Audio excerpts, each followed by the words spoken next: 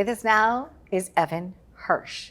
I just call him Hirsch, and sometimes he gets shy about that. But all right, Evan Hirsch, how are you? A little timid when you call me Hirsch, but I am very well because I'm here. So that's always a pleasure. What's been happening since we last visited? You had a birthday. Yes. Yes. I turned the big 25. So 25. that's all done. That's past.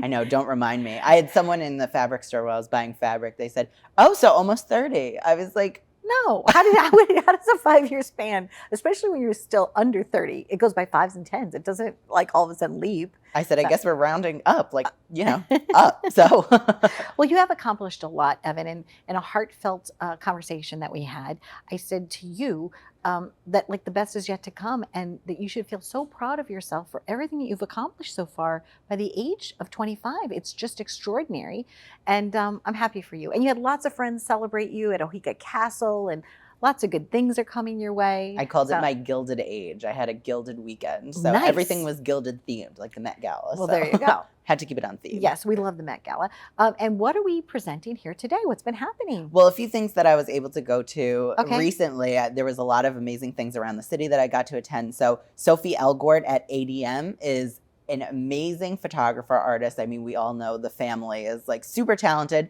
She presented her art exhibit inside of the store, which was amazing. I got to see it, and she's just wonderful. And you'll see some of her artwork. She takes pictures of anything from landscapes to models to everything, and it complemented the store so well. So you'll get a little peek at that. Shout out to Sophie. She's so talented, so amazing. So the Elgort family is obviously, we all know, is very talented. Yes, bunch. very talented. And also during Pride Month, we just ended Pride Month. So there was a garden party for the LGBT Center of New York City. So I got to try that, and Jean Paul Gaultier was a sponsor of that, as well as one of my favorite performers, Gigi Good, was there. I had to hand her a card and be like, please let me design an outfit for you. So that was great. A lot of great food and a lot of great moments. So that was really cool. And we just finished Couture Week, which is always really amazing in Paris. It's the height of dressmaking. And what we actually had a conversation about is what goes into being a couture house. I actually looked it up for you because I said I would circle back. And I appreciate that, because for me, couture just means super fancy,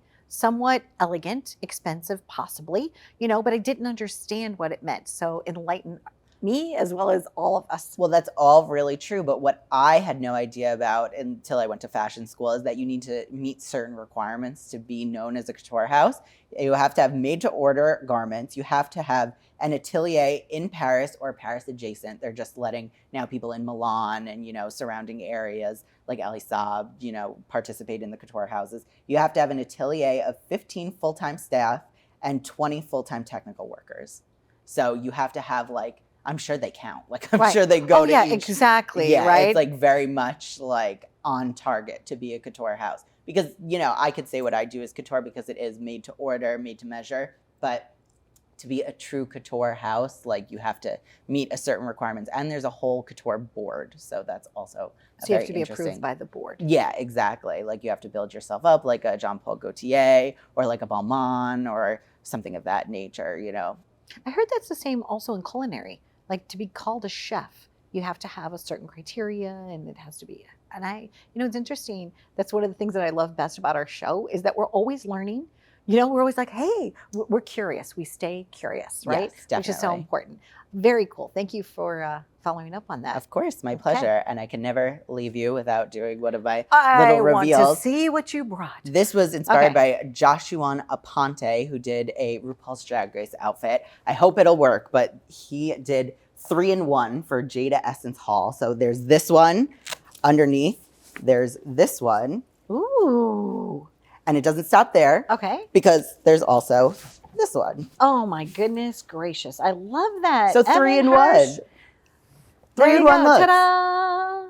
3-in-1 looks. I think he got to 4, but 3's pretty good I for think now. 3 is good too. I think 3 is very good too. Or maybe we do a little ruching over on this side up here, and there you go. Definitely. How's that? Is that even ruching? I don't even know what I'm talking about. No, definitely. This was to experiment to see if I could actually get 3 looks into one with all the scrap fabric that I had. So now that we could do that, the sky is the limit. The sky is the limit. Transformational Dresses by Evan Hirsch. This is lovely. Thank you very, very much. Wow, 3 looks. You know what? That would help my wardrobe changes too. I Evan. know. I always feel so bad when you're running back there. I was like, you need an Evan Hirsch original that'll just like rip off. You know what? I think you're right. So stay tuned because who knows? Maybe Evan will design something for me and we'll reveal it next month.